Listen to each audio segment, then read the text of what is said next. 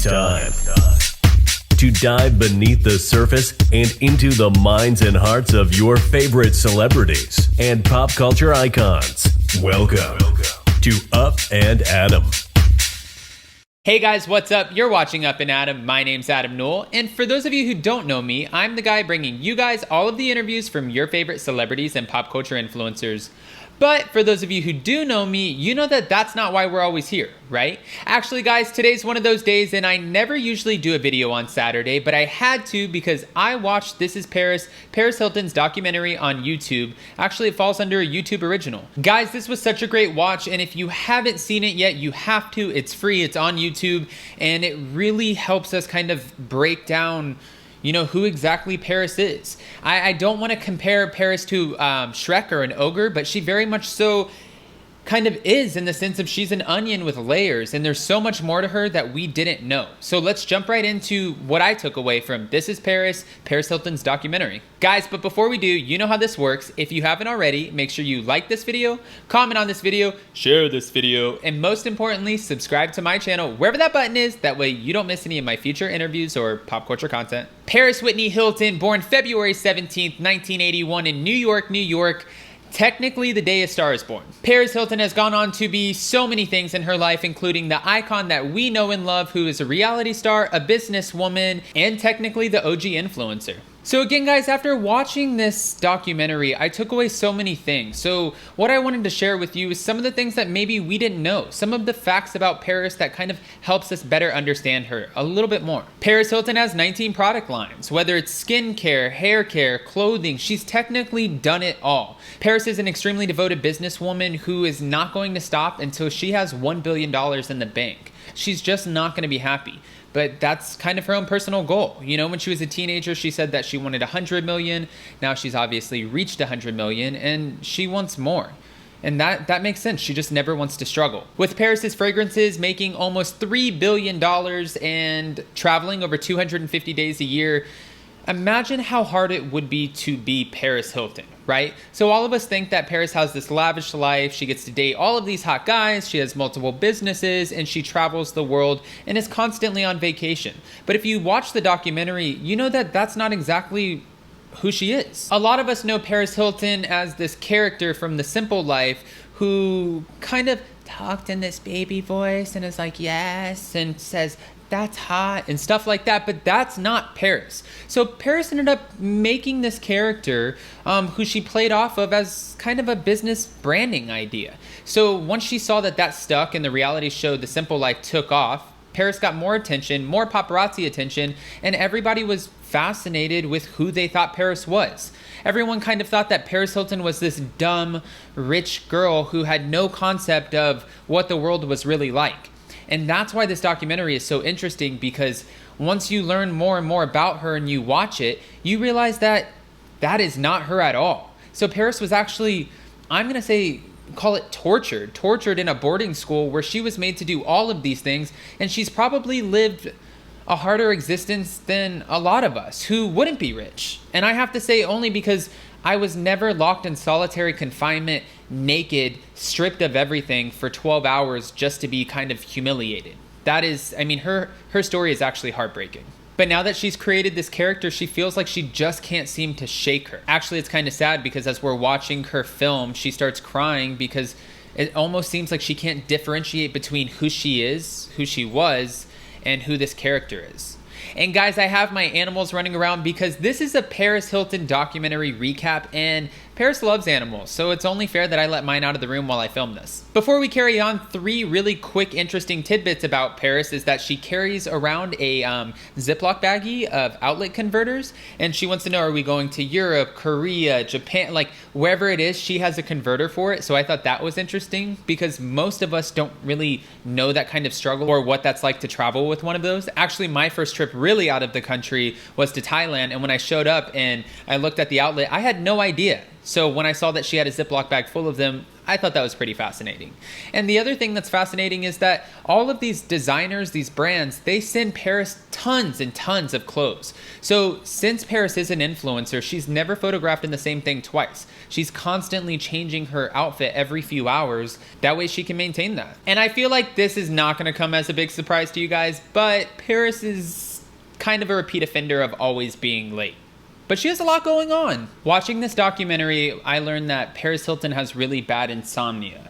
So a lot of the time she works during the day and then she's kind of always in a hotel room because, again, she travels so much and she's just waiting for her next gig the next day. She's always on a consistent schedule. But a lot of people don't know that Paris has a reoccurring nightmare. A reoccurring nightmare where two men come in the middle of the night and they grab her by the legs and rip her out of her bedroom. Rip her out of the room and kind of take her, sweep her off, and she has no clue where she's going. Now, at first when I saw this documentary and I was wondering, why would you have a nightmare like that? You know, is that PTSD or what? It just didn't make sense. But then you watch and it gets worse. Before we get on to the story of how it gets worse, though, I did want to say I thought it was interesting when Nikki Hilton comes on and starts kind of letting us inside just so we can kind of learn a little bit more about Paris. So Paris is really a tomboy at heart, and Nikki laughs because we see her as this sex icon, this beautiful woman, which she is, but really she likes to lounge around in a big t-shirt and sweats. She likes leftovers and she likes a night in. She doesn't live to have all of this glam on all the time and be out and about. She's actually a very different person. What we need to take away from this, though, is that Paris is not dumb. She's just a very, very brilliant businesswoman, and, you know, playing into this character has gotten her this far, but now she wants to let us know that's not who I am. You know, when Nikki goes on to show us that she is a little bit more of the realistic sister when it comes to the traditional ways of life, you know, Paris was more of the go-getter. She wanted to carry on the Hilton family legacy. She wanted to make money for herself, and she never wanted to rely on her family. It was a little sad when Paris told Nikki, you know, coming over to her house, she gets depressed because, you know, she doesn't know if she'll ever have a family. But Nikki goes on to let her know, you know, maybe this isn't for you. Having a husband and a family, it's responsibilities, and maybe you actually subconsciously don't want that. Paris lets us know, though, had she have ever had a daughter, or if she still has a daughter, she's always wanted to name her London. So again, another fun tidbit, a fact that we didn't know about Paris Hilton. I like, though, that Nikki takes this role where she's there for Paris. You know, she's letting Paris know, you need to find a good guy, not one of these B-boys who's going to follow you around, you're going to completely lose respect for. Even Paris said, you know, they get emasculated, and eventually it just becomes boring to Paris because she has no respect for them. But then on the other end, if Paris finds a businesswoman, someone who really has his stuff together, then is that guy going to fit for Paris? Because Paris travels 250 days out of the year. How is she supposed to maintain this sort of long distance relationship? So she's a little bit at an odds. You know, obviously a lot of us know Paris Hilton from the infamous sex tape scandal and all of that messiness that came along with it. Paris lets us know she was mortified. She actually didn't know that that was going to happen. That was with somebody that she was very much so in a relationship with. And she felt the pressures of making this tape. Almost as if while she was with this man who she felt like she loved at the time, he pulled out a camera and starts taping her. And had she not have done it, maybe he would have left her for another woman. So at that age, you know, who knows what you're thinking? And she goes on to defend herself saying, that was never my intention. I thought this was a private thing.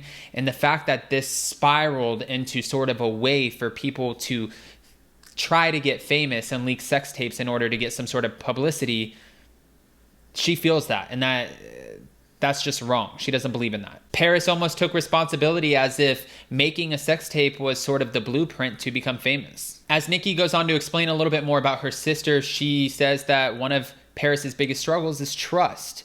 And we get to see that when Paris is dealing with her boyfriend in the documentary, Alex, who ends up coming over to her house for one of the first times, not the first time, but one of the first times. And we see Paris just unboxing all the spy cams. And I thought it was actually pretty clever, Paris, because if you see her, she puts this little blue Ring camera right next to her stuffed animals that have blue eyes. So she's clever, she's on it, she's making sure she knows exactly who's coming in and out of her circle. Why?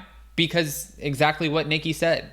Paris has trust issues, and rightfully so. Her mom thinks that she's one of the most brilliant people in the world, and she said if you meet her, you'll see she's intelligent. She's not that character she portrays on TV, and even Kathy, Nikki, they all play with her because they just can't with the voice. They can't with the voice, which kind of reminds me of Britney Spears. She has a little bit of that baby voice that she does, but again, it's all for a character. When Paris was a little girl, she was nicknamed Star, and Kathy Hilton goes on to let us know that between 13 and 15, Paris changed so much. When we see the footage of her opening presents underneath the Christmas tree, and you see kind of just sassy Paris open up this Chanel bag, and her dad's like, "What is that? And isn't it so pretty?" She just slams it on the gift box. That's sort of iconic in its own way. I know a lot of you are going to think it's sort of bratty, and I'm sure she does too at this point, but she was a child, and it just shows you how worlds apart, she is from so many other people. This is just a different kind of upbringing. As Nikki and Paris got older, their parents ended up bringing them back to New York, where they got into a little bit of this socialite scene. They had to take etiquette classes. They had to learn to be prim and proper, pretty much what Paris calls everything of what a Stepford wife would be.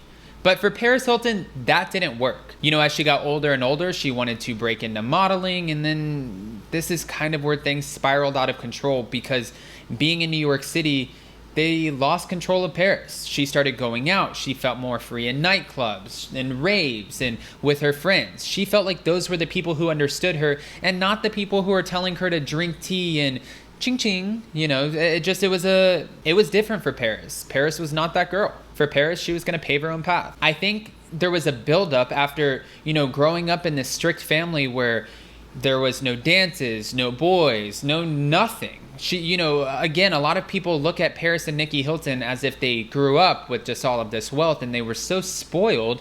And sure, they did have means that a lot of us didn't have. But again, she's letting us know that our parents were very strict. There were a lot of things that they couldn't have that a lot of other people could have. So sometimes the grass isn't always greener. When Paris Hilton was going through her wild child days at this time, when she would leave and escape whatever, and she would go out to these nightclubs, Kathy Hilton would call every single nightclub and threaten them, allegedly, this is what Nikki says, until she found Paris. And she would want to know, is my daughter there? It drove her crazy. It kept her parents up, and that's why they eventually ended up sending Paris off to what we're going to call a boarding school. For Paris, she explains this is when she really became Paris, but for her parents, and after Page 6 wrote about it so many times. Remember, guys, the Hiltons were living in a hotel in New York City at this time. So Nikki tells us in one of the, let's call it a confessional or interview, she tells us in the interview that she would wake up in the morning, and when Paris was plastered on the front of the newspaper for whatever sort of scandal, whatever it was, Nikki would run down the hall and overturn each newspaper. That way when the family would exit the hall in the morning, they wouldn't have to look at it and deal with it. It's just, actually, when you dissect this, it's just a different kind of pressure. It's a different kind of pressure. It just goes to show you every single family has their thing. The first emotional growth school Paris got sent to was in the middle of nowhere, and she escaped. Running through cornfields and whatever else, she was caught. Finally, when the guards caught up with them, they brought her back, put her in an isolation cabin, but that was after they beat the crap out of her. Then Paris escaped that too. Actually, one time as Paris escaped, she jumped an entire flight of stairs. They shut down airports, roads. Paris Hilton escaped over 3 times. That's how bad these emotional growth schools were. She pleaded with her parents. She begged, can I please come home? I won't act out. I won't go to clubs. Nothing. But her parents weren't buying it. They weren't going to let her come back home, because this is just from the perspective of watching the documentary, but it was almost as if she was embarrassing the family name, the Hilton name. She was acting out. They couldn't control it. They didn't know what to do with her.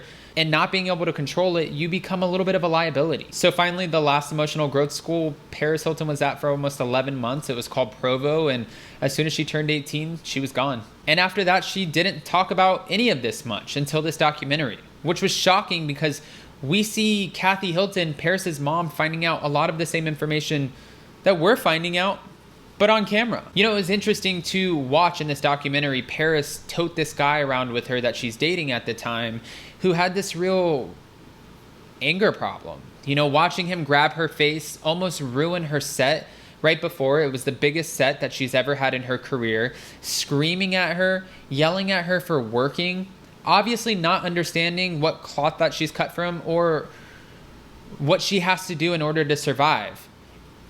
I have to say, I have a lot of respect watching her become a boss and just, she's like, this doesn't work for me. It doesn't work for my brand, my business, and I have to cut this out of my life. And immediately had this man's bracelet taken off and kicked out. So just because you're dating Paris Hilton doesn't mean you're safe. Because if you act out, Paris is going to take care of it. It was even funny when he wrote, "I heart you" on the bed with roses. And she's like, "Oh, that's nice." And then she kind of gets a funny deep voice and she goes, "So romantic." But she's funny. She has a little bit of a sense of humor in that way. As we're addressing all of these issues in, dating is one of them, and the producers are talking to her, they asked her if she's afraid to grow up, if she's afraid to get married. Paris Hilton goes on to explain to us that she feels like once you get married, that you're forced to grow up. And yeah, that scares her. So she almost has a Peter Pan syndrome. Except for Paris Hilton, we're going to call it a Tinkerbell syndrome. We also learned about Paris's DJ career because she does DJ live, so we have to throw some props to her, give Paris Hilton some respect where it's due. When she does her sets, she does do them live. She puts a lot into it. And a lot of the people, the bloggers and the haters who say Paris just goes up there and waves at everybody, that is simply not true. She takes this serious, she loves it, and it's an adrenaline rush for her. But it is real. Again, though, watching her deal with Alex at Tomorrowland when they're going back and forth and he drops her laptop right before her biggest set and he's just kind of like this all over the place and she's like, "Please drink some water." And finally he walks off while she has 4 minutes to go. It was interesting and I know I use this word a lot, interesting, but it was interesting to see her reaction. This is the real Paris Hilton. "Please stop. Do not do this before my set, Alex. This is effed up. This is effed up. I'm playing Tomorrowland. He needs to chill the F out. I'm sick of this. I'm playing in 6 minutes and he's so insecure." Wow. You go, Paris Hilton. Kick him out. Take care of business. I love this girl. And did you guys see also she has, again, the Ziploc baggie of converters, but the stack of laptops for boyfriends? So another fun fact about Paris Hilton is every time she gets a new boyfriend, she gets a new computer. That way, if she's dating somebody and they reach over and they say, "Let me see your computer," or whatever, it's a brand new clean slate. If they go through it, it's it doesn't have her old stuff on it.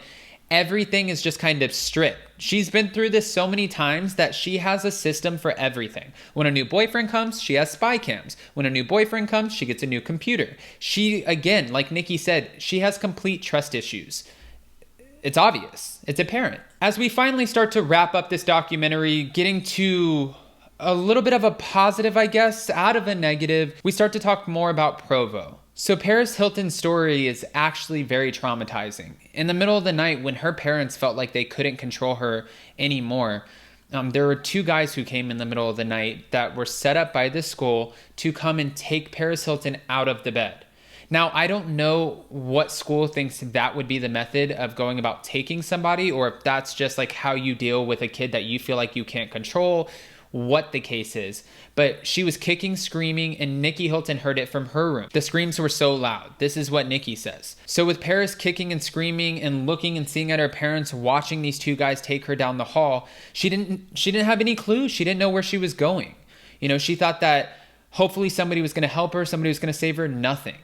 And I think the worst part is, Paris and Nikki go on to say that their parents were pros at sweeping things under the rug. The next morning, Nikki Hilton comes down for breakfast and her parents are just acting like nothing happened. They said that Paris just went to boarding school. Once Paris went to Provo for 11 months, she was in solitary confinement. She was stripped naked. They were giving her pills every day that she had to take, medicine that she wasn't taking before that made her sleepy, drowsy, kind of knocked her out. She got caught not taking these pills because she felt like she didn't need them, and she was trying to find an escape out of this HELL hole. That's what we're going to call it. It was, again, traumatizing, and this shaped a big part of Paris's life, giving her PTSD, giving her anxiety, stress, trauma, and trust issues. When Paris was stripped of everything and stuck in this cold room, naked and shaking for 12 hours, there's another girl right next to her in the room over in a straitjacket screaming bloody murder. And the worst part was that her parents had no idea that any of this was happening. So if Paris had called her parents and let them know, the school was going to do worse to her, act out, lash out at her, discipline her, whatever that they had to do to keep her quiet. And then they kept threatening Paris, letting her know, if you tell your parents, we'll tell them that you're lying. You know, I have to say this whole story shook me up a little bit because it was really extremely sad. And there's so many different kinds of abuses, whether it's in a boarding school, at home, whatever. And I feel like we can all sympathize in our own ways to this. If you've been through any sort of abuse, this just made me so sad for Paris, because when she sits down with the other women who went through the same thing, the other women that were her classmates at Provo, watching all of their stories and how this affected them, and now knowing that there are 8 or 9-year-olds in these emotional growth schools that go through the same thing, it's horrible. So again, if you guys haven't watched This Is Paris, if you haven't watched Paris's documentary, it really shows you how she came to be this character, who she really is, and what's important to her. You know, she took such a traumatic thing in her life, and now she's trying to turn it into a positive and help people. And if you have anything negative to say about Paris or no respect for her, all I have to say is go watch This Is Paris on YouTube. It's a YouTube original. It will really change your mind of how you feel about her. This woman is just amazing. She's so strong. She's such a brilliant business mind, and we could all take away so much from this. So if you haven't already, make sure you go check it out. And again, guys, if you haven't liked this video or commented on this video or shared this video, make sure you do that. But most importantly, subscribe to my channel wherever that button is below. That way you don't miss any of my future interviews or pop culture content. Thanks, guys. See you next time. Bye, guys. Thanks for watching Up and Adam.